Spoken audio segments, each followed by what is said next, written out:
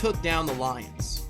Was the 49ers? Of course, as the game ended, the 49ers won. But in essence, did the 49ers beat the Lions, or did the Lions beat themselves? I'm going to say the Lions beat themselves. Now, of course, I have to give full credit to the 49ers for taking advantage of the opportunities the Lions gave them in that second half to come back and not wasting them. Because once you were down 17, you have to hit pretty much every opportunity you have in order to successfully come back. And the 49ers did do that. But there's no reason they should have had those opportunities in the first place. The turnovers, the penalties, like the offensive, just complete disaster the Lions had in the second half of the game, it's inexcusable. I mean, you're 17-point lead with a trip to the Super Bowl on the line, and that's what you do. I mean, I know that the Lions obviously came really far this season from where they have been the past 30 years, and they made it to an NFC Championship game, something my beloved Cowboys haven't done in 28 years. But but at the same time, watching that collapse happen in the second half of the game, I'm like, man, this is the same old Detroit Lions. Like they find a way to like just ruin themselves in a big moment, and there's just no stopping it. I mean, I watched them do this all year long. I can think back against the Cowboys. They did the same thing to themselves where they had a great chance to win that game. And then Jared Goff had two interceptions that killed possibly scoring drives, which would have given the Lions a much stronger lead than they had. You know, Also we have to talk about the decision making. Dan Campbell going for it on a fourth down where you could have argued, maybe he should have kicked a field goal or to tie the game against the 49ers instead of not making it on fourth down and then still trailing. Same sort of conversation we had after the Lions Cowboys game, where he went for two, three times in a row after all those penalties, ended up not making it, losing the game. It's just that was not the best decision Dan Campbell has ever made. But on the same token, his aggressive decision making is a big part of why they made it all the way to the NFC Championship game this year. So I can understand what he was thinking when he went for that. I just think all the dumb mistakes they made prior to that are really what we should be looking at and saying this is why the Lions lost. I don't think them, keeping to their aggressive offensive philosophy is something that we should really criticize. It should mostly be, they shouldn't have had these turnovers. They shouldn't have had these like dumb mistakes that ended up in losing the game for them. So that's really where I would lay the blame is the Lions messing themselves up with turnovers and dumb mistakes. Yeah, absolutely. I mean, there is there were so many times, especially, it just really felt like it was a tale of two halves, and where the Lions, dominated the first half completely in a way that I didn't think was going to happen. I didn't think I was going to see that. The 49ers defense looked lackluster. Jared Goff seemed to just be absolutely cutting apart those defenses in terms of getting it to his receivers, his tight ends, having that ability. St. Brown, the sun god, as I like to call him, just always seemed to find a way to just get open for big gains. My boy from Iowa, Sam Laporta, making big gains. And it just seemed like everything that the Lions needed was working for them. The 49ers offense did seem to sputter out. The Lions defense seemed to shut down the top receivers in Deebo Samuel and Brandon Ayuk in the first half, even though their secondary in terms of their cornerbacks seemed to be an issue going into this game. And, you know, and then I remember watching the second half and I was like, what, wait a second. Like, what happened to the Lions offense? It's non-existent. They're going three and outs every single time. And oh, there comes Brock Purdy running the ball with his legs. And so absolutely, I think not only did the Lions offense that just sputtered and stopped lost them the game because they had such a big lead. Um, but absolutely Dan Campbell's decisions, and of course people can argue me like, well, he didn't know necessarily. And I necessarily, I will say I agree with Dan Campbell's decision to go for it on fourth down because of the way the momentum of the game was going. And the momentum was in the favor of the 49ers. And it seemed like every single time that you gave the 49ers the ball, they ran right down the field and they scored a touchdown. And up until that point, Yes, it's a 4th and 3, so the statistics say you should go for it. The game wasn't who could kick the most field goals. The game was who could get 7 points on the board more. And especially with the way that the second half was going for the Lions in terms of things clicking on the offense for the 49ers and not so much on the offense of the Lions, I kind of agree that Dan Campbell probably felt like this may be my only opportunity to be down in the 49ers, side of the field. And so if that's the case and you're seeing the struggles on offense that has plagued the Lions all season starting to begin, that can't be a good sign for you. And especially when you were looking at the score and you were seeing the 49ers catching up to them, it almost makes sense why they would go for it. Because why would you kick the field goal, just go up 3 points, and then just give it back to the 49ers who are going to score 7 again? You're not going to win the game that way if that just continues and continues and continues. You're going to be outscored. And so, yes, now looking back at it, should he have gone for the field goal? Probably, if that was the more safe option. But in the time, going for it seemed like the best interest for the Lions.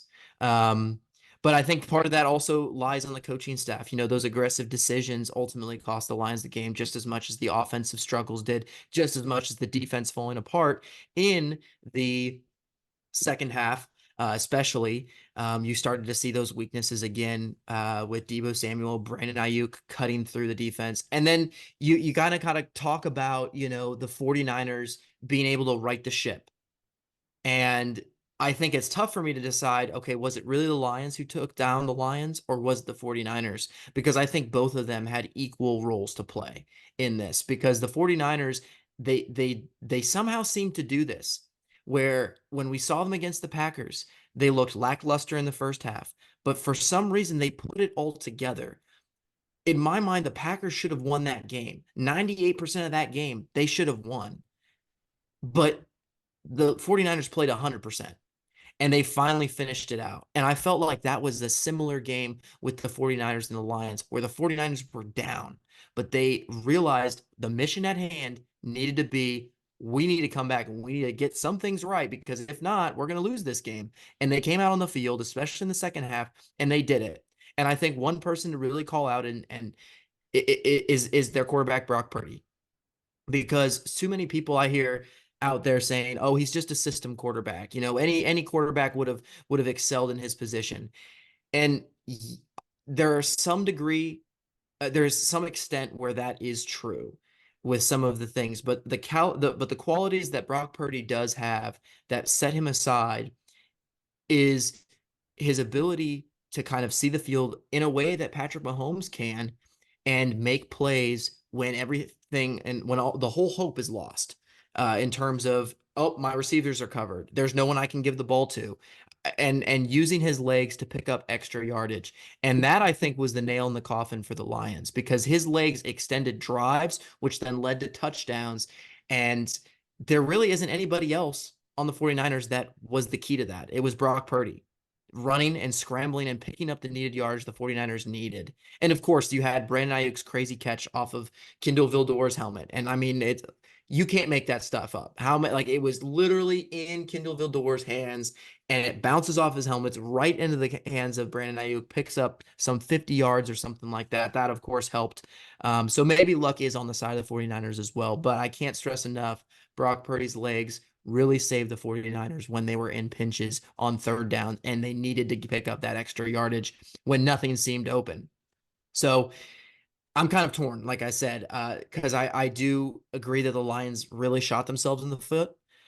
But also on the flip side of the coin, I do think Brock Purdy had this natural ability that he needed to be that leader that led this team back from the deficit that they had put themselves in the first half.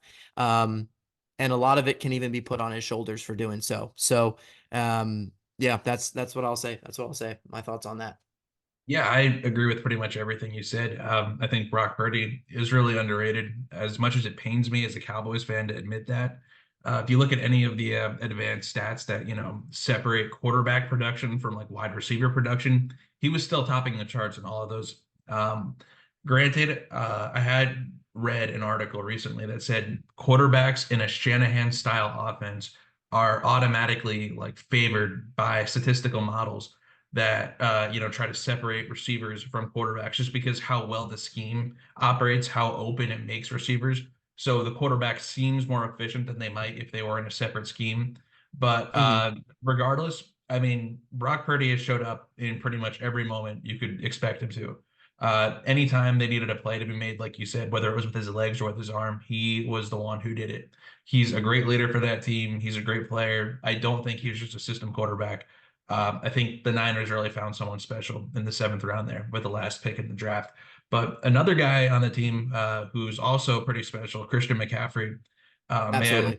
when I watch him, oh my goodness, the way he moves his body, it's not natural. The way he can cut and like change direction and accelerate off of a break. There's no one else in the league who can run like that. That last touchdown he had to seal the win for the 49ers, oh my goodness, it was I have never seen someone run like that. I'm only 22 years old, so I've never had really a chance to watch like Emmett Smith or Barry Sanders or anyone like that. For my money, he is the best running back I've ever seen play football, since I started watching the sport actively. I can't think of anyone who has run the ball more efficiently, more explosively, and for, the duration that he has. Because you think about a guy like Derrick Ezekiel, Henry. well, Derrick Henry, he's pretty good, but I I'm don't kidding. think I'm he's that kidding. good. I'm kidding. I will say Derrick Henry is the only other guy I can think of who's been able to run the ball as well for as long as McCaffrey has. Yeah. Because I think about every other running back that's been big, in the past 10, 15 years. Ezekiel Elliott, Todd McGurley, any running back you care to name, they lasted maybe 2 or 3 years and then they kind of fizzled out. McCaffrey, I think, was drafted the year after Ezekiel Elliott. So he has been dominating at this level for what, 8 years now? Yeah. 7 years maybe. Yeah, it's been a long time. Running backs are not supposed to be that good for that long. They're supposed to fizzle out after a little bit. And McCaffrey has never fizzled out, not even once. He's only getting better as each year goes by, which is insane to me to think about. No matter how much they use him, he had over 2,000 scrimmage yards this year, and I have zero concern that he's gonna somehow drop off next year.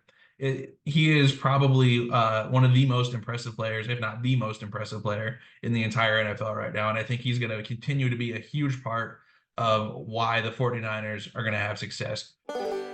Thank you for joining us on the Redzone Rodeo podcast. If you like football and you like having fun, come on down and subscribe or check out our channel for more videos like this one. No ifs, ands, or buts. This is the best place for your football news.